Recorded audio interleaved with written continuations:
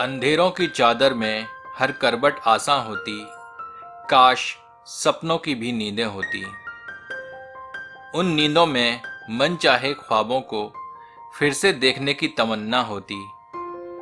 बीते लम्हों को दोहराने की चाहत, बचपन की उन नासमझ बातों पर हंसकर उस मासूमियत से रूबरू होने की उम्मीद, रात की उस पहर में फिर से मेहरबां होती। बाजारों के जमघट में भीड़ में घुसकर रोहू लेना, फिर सिलबट्टे पर मसाले को घिसने की झलक, सिल से बट्टे और बट्टे से माँ के हाथ की उन झांकियों को फिर से ताज़ा करती, जो उस रोहू के स्वाद में तब से अब तक बरकरार है, वही जिसकी मिसाल होती। अंधेरों की चादर में हर करवट आसान होती, काश सपनों की भी नींदें होती। तो चलिए शुरू करते हैं रोहू सिलबट्टा की स्वादिष्ट रेसिपी। इस चैनल को सब्सक्राइब करना ना भूलें और नए अपलोड के नोटिफिकेशन के लिए बेल आइकन टच करें। ये 500 ग्राम रोहू मछली है, जिसके पीसों को हमने अच्छे से धो रखा है। यह एक बड़े आकार की प्याज को हमने बारीक काट लिया है। यह एक मीडियम आकार के टमाटर को हमने पीस कर रखा है। यह 12 से 15 लहसुन की कलियां और 5 से 6 हरी मिर्चों को पीसकर हमने पेस्ट बना लिया है। हमें इसके 1 टेबल स्पून मात्रा की ही आवश्यकता है। इसके अलावा हमें 1 टेबल स्पून साबुत धनिया, 2 टीस्पून काली सरसों, 4 से 5 साबुत लाल मिर्च, 12 से 15 लहसुन की कलियों की आवश्यकता है। साबुत धनिया, लाल मिर्च और सरसों को 1 से 2 घंटे के लिए पानी में भिगो देते हैं।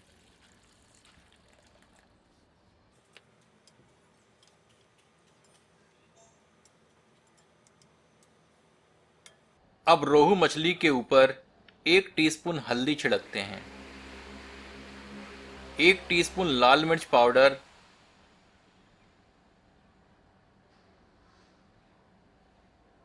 आधा टीस्पून नमक छिड़कते हैं।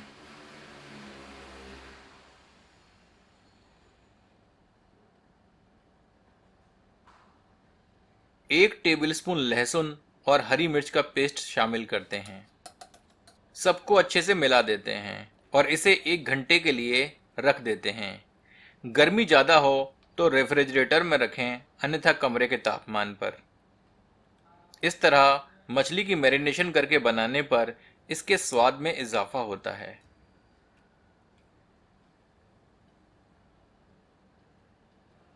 हमारे साबुत मसाले भीग कर नरम हो चुके हैं। चलिए इन्हें पीसते हैं। मसाला पीसने के लिए हम सिलबट्टे का प्रयोग कर रहे हैं। थोड़ी थोड़ी सामग्री सिल पर रखकर पीसते जाएं।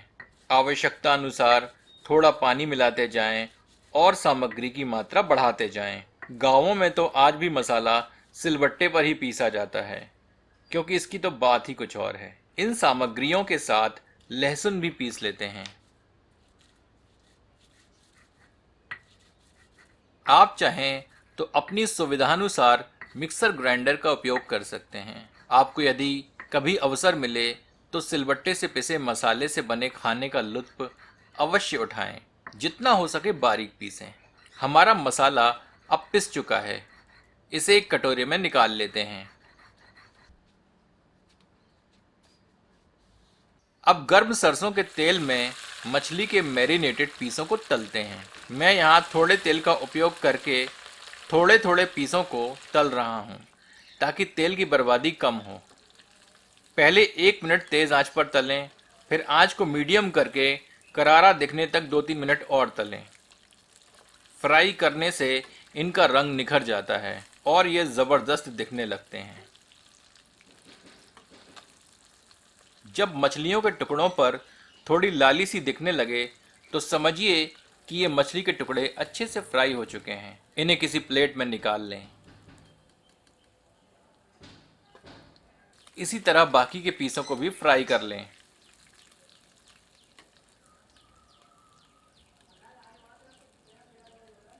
अब एक कढ़ाई में आधा कप के लगभग सरसों का तेल गर्म करते हैं। कृपया मछली फ्राई करने में उपयोग किया हुआ तेल प्रयोग न करें, अन्यथा यह आपकी फिश करी का स्वाद कड़वा कर देगा। यह मेरा व्यक्तिगत अनुभव है।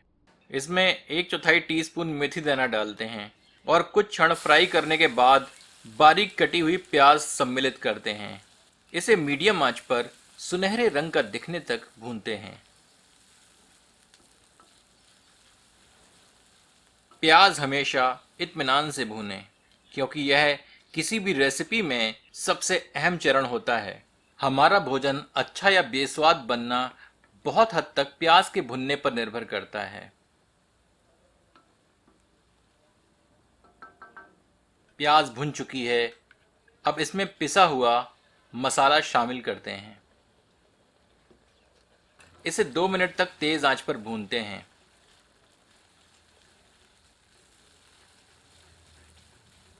कटोरे में लगे हुए मसाले को बर्बाद न करते हुए इसमें थोड़ा पानी डालकर हिलाकर इसे भी सम्मिलित करते हैं और अच्छे से मिला देते हैं।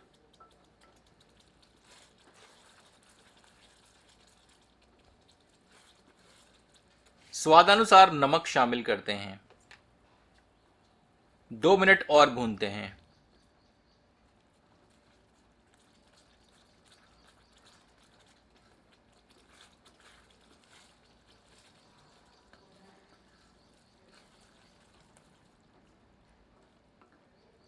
फिर ढककर 5 से 7 मिनट तक धीमी आंच पर पकाते हैं। मसाले को अच्छे से धीमी आंच पर भूनें और करछी चलाते रहें ताकि यह तली पर लगे नहीं।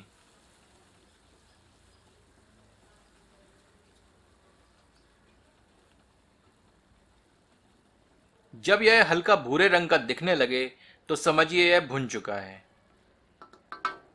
इसमें 1 टेबल स्पून वैकल्पिक कश्मीरी मिर्च का पाउडर सम्मिलित करते हैं। यह सिर्फ मैं रंगत बढ़ाने के लिए ऐड कर रहा हूँ। इसे डालने से हमारी फिश करी के स्वाद पर कोई फर्क नहीं पड़ेगा। वैसे भी पारंपरिक फिश करी में कश्मीरी मिर्च का उपयोग नहीं होता है। और टमाटर का पेस्ट शामिल करते हैं। इसे अच्छे से मिलाते हैं और 2 मिनट तक मीडियम आंच पर भूनते हैं।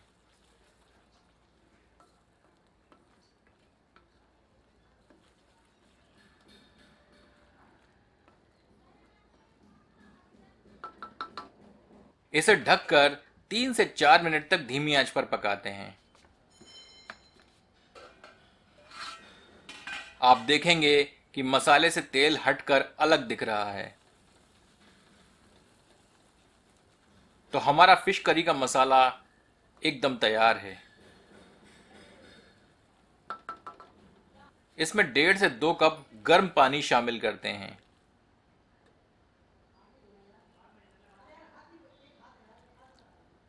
अच्छे से मिलाते हैं और ग्रेवी में उबाल आने देते हैं।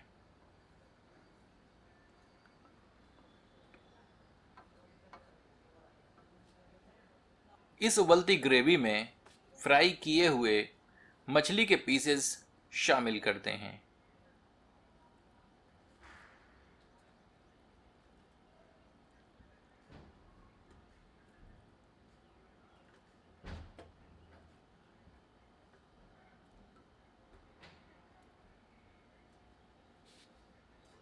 इन्हें ग्रेवी में हल्का डुबाकर पकाते हैं।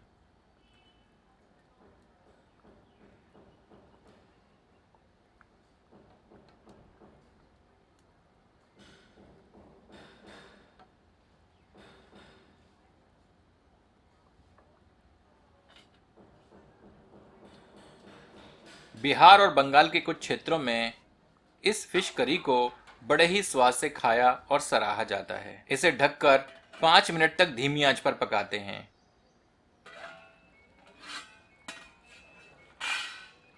हमारी रोहू सिलबट्टा करी तैयार है।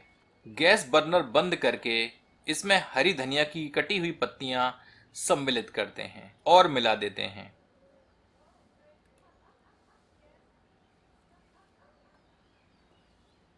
इसका लुत्फ आप सादा उबाल कर पकाए हुए चावलों से अथवा रोटी से भी उठा सकते हैं।